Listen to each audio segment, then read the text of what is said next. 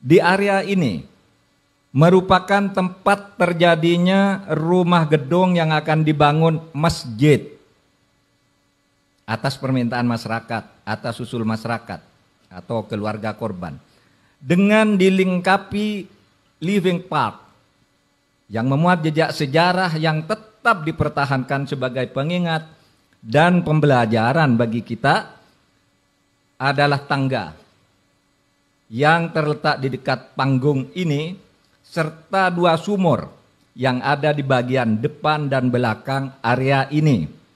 Serta juga ada tugu peringatan yang posisinya nanti akan digeser dan disesuaikan dengan penempatannya di dalam area ini. Agenda pemenuhan hak-hak korban pada 12 peristiwa akan dilakukan secara serentak oleh kementerian dan lembaga yang masuk dalam Inpres nomor 2 tahun 2023. Demikian pula agenda pencegahan akan segera pula dilakukan. Usaha menyelesaikannya melalui jalur judisial juga akan terus diupayakan. Oleh sebab itu pada kesempatan ini saya atau kita semua mohon arahan kepada Bapak Presiden, kepada kita untuk memulai langkah-langkah berikutnya.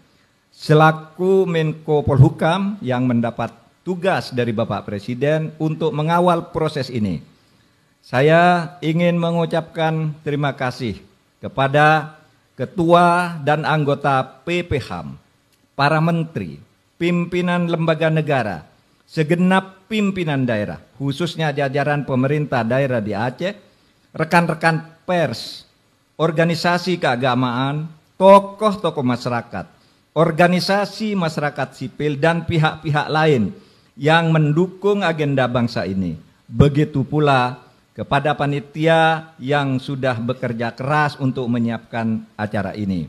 Semoga Tuhan Yang Maha Esa senantiasa memberikan petunjuk dan bimbingan bagi kita semua. Sekian laporan dari kami.